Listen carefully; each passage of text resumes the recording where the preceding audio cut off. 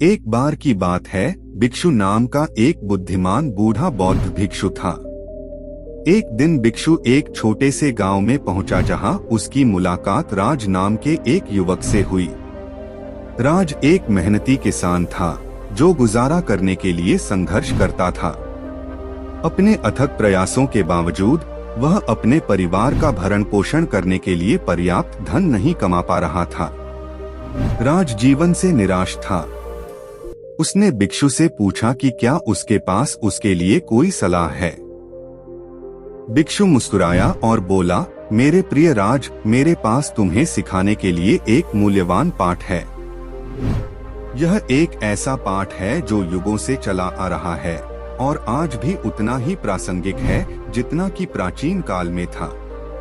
यह जिंदगी का पाठ है, बार बार कम आने वाली सिख, जिसका अर्थ है कि जीवन हमें आसानी से कम और प्रतिकूलता के माध्यम से अधिक सिखाता है।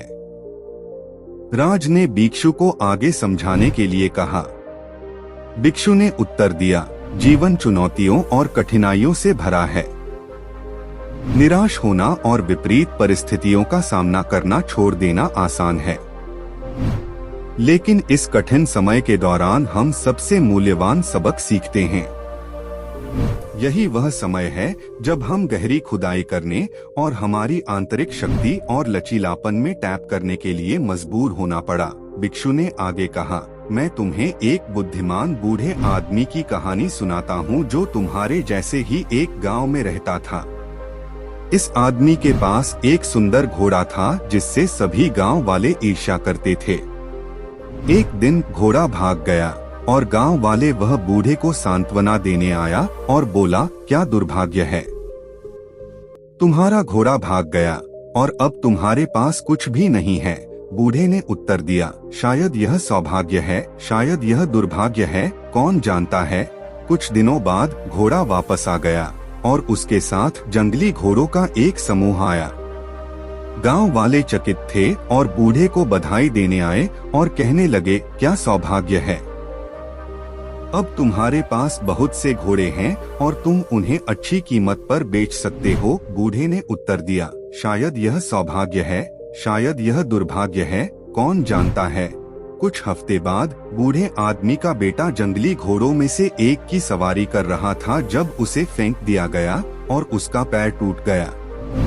गांव वाले बूढ़े को सांत्वना देने आए और बोले, क्या बदकिस्मती है, तुम्हारे बेटे की टांग टूट गई है और वह फिर कभी काम नहीं कर पाएगा। बूढ़े ने उत्तर दिया, शायद यह सौभाग्य है, शायद यह दुर्भाग्य है, कौन जानता है। कुछ महीने बाद एक युद्ध छिड़ गया और गांव के सभी युवकों को सेना में शामिल कर लिया गया, सिवाय बूढ़े व्यक्ति के बेटे के, जो अपने टूटे हुए पैर के कारण लड़ने में असमर्थ था। गांव वाले बूढ़े को बधाई देने आए, कहने लगे, क्या सौभाग्य, आपका बेटा सुरक्षित और स्वस्थ है और आपको चिंता करने की कोई बात नहीं है। बूढ़े ने उत्तर दिया, शायद यह सौभाग्य है, शायद यह दुर्भाग्य है, कौन जानता है। राज कहानी से चकित था और उसने भिक्षु से इसका मतलब पूछा। भिक्षु ने समझाया, जीवन अप्रत्याशित है और हम कभी नहीं जानते कि भविष्य में क्या होने वाला है।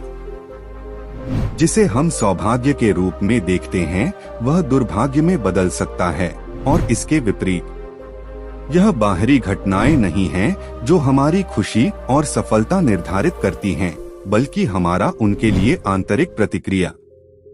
हमें जीवन की चुनौतियों और कठिनाइयों को गले लगाना सीखना चाहिए और उन्हें विकास और सीखने के अवसरों के रूप में देखना चाहिए। राज भिक्षु के शब्दों से प्रभावित हुए और उन्होंने जिंदगी बार कम आने वाली सिख के पाठ को अपने जीवन में लागू करना शुरू किया।